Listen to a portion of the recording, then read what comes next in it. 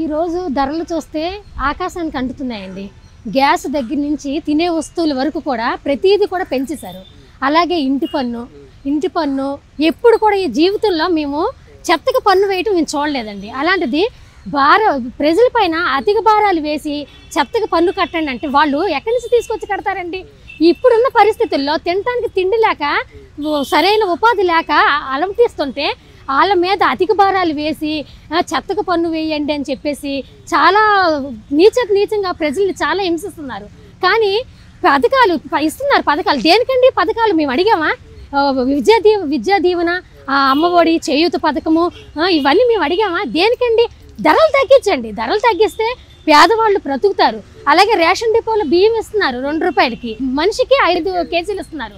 10 కేజీలు బియ్యం ఇవ్వాల్సింది ఈరోజు మనిషికి 5 కేజీలు ఇస్తున్నారు. అలాగే కందిపప్పు కనుమరుగైపోయింది, కందిపప్పు ఇవ్వట్లేదు. ఒక చింతపండు కానీ, ఉప్పు కానీ, కారం కానీ ఏమీ లేవు. అన్నీ కూడా అధిక ధరల మీద వేసేసి భారం అంతా ప్రజల్ని నిజంగా జలగ పిండినట్టు పిండేస్తుంది గవర్నమెంట్. జగన్ పరిపాలన మాత్రం నీచంగా ఉందండి. జగన్ వచ్చిన తర్వాత మాత్రం రౌడీయిజం కూడా పెరిగిపోయింది. మహిళల పైన చిన్నారుల దగ్గర నుంచి వృద్ధుల వరకు కూడా అత్యాచారాలు ఎంత దరిద్రంగా తయారైందంటే ఈ రాష్ట్రం అంత దరిద్రంగా తయారైంది. మద్యపాన నిషేధం చేస్తారని చెప్పి హామీ ఇచ్చారు కదా, ఏమైందమ్మా?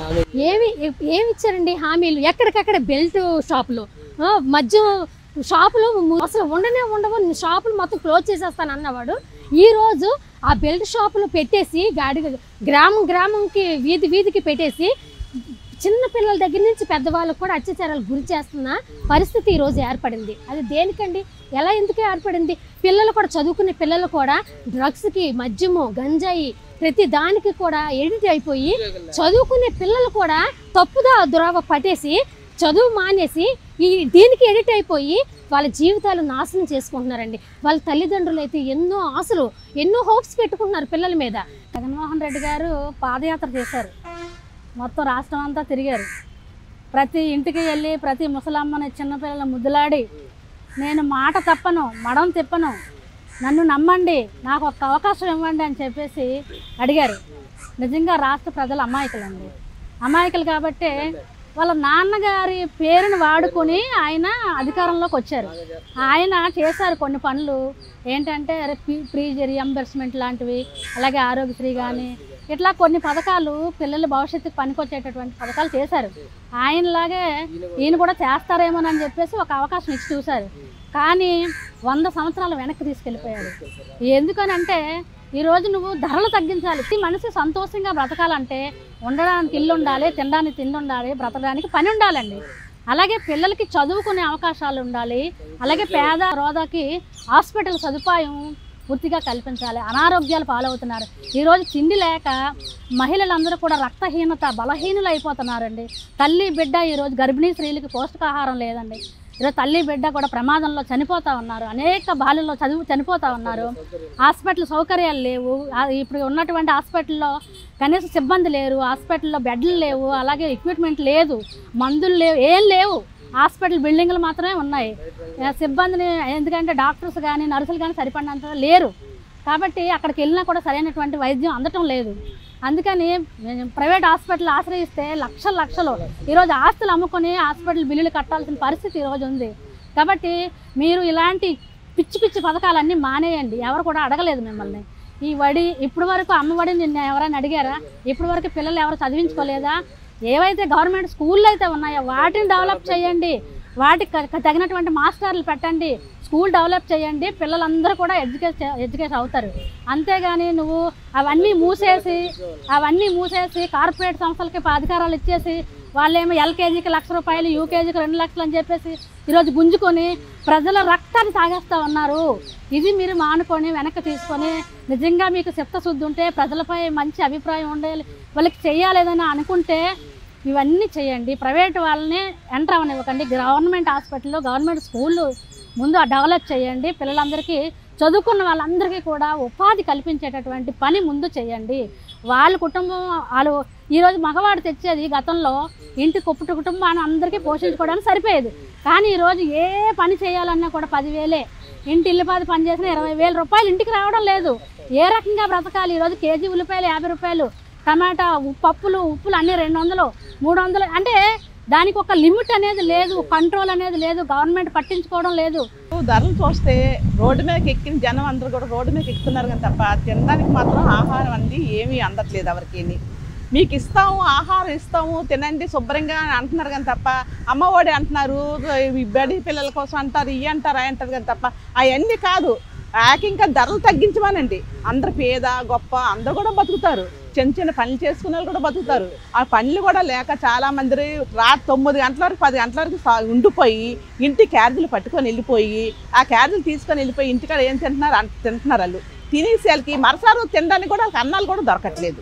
దొరక్క పనికి వెళ్తే కానీ అన్నం తిండి దొరకదు. పిల్లలు కూడా చాలామంది పిల్లలు కూడా చదువు కూడా తల్లిదండ్రులు పనులకు వెళ్ళిపోయి పిల్లలకు చదువులు ఇంట్లో పెట్టేసి మీరు ఇంట్లో పని చూసుకోండమ్మా, నీళ్ళు పట్టండి, మీరు ఈ గిన్నెలు దోవండి అని పిల్లలు కూడా చదువులు కూడా మాన్పించేస్తున్నారు. మాన్పించి ఈ ఉద్యోగాలు లేక చదువులు లేక తిండి లేక పిల్లలకి అసలు ఇప్పుడు అంటనే మందు వెంటనే వచ్చిన వెంటనే తీసేస్తాను అన్నాడు. తీసేస్తాను మర్చిపోయిన నిమిషాలు తీసేస్తాను అన్నాడు. ఎక్కడ తీసేస్తున్నాడు? వచ్చాక ఎక్కువ పెడుతున్నాడు. పెట్టి ఇప్పుడు కొలయాలు చూస్తే రావట్లేదు. నీటి మీటర్లు మాత్రం ఎక్కువ పెట్టాడు, కొలయాలు చూస్తే రావట్లేదు. అన్ని దిక్కల మద్యం మాత్రం బాగా పెట్టాడు.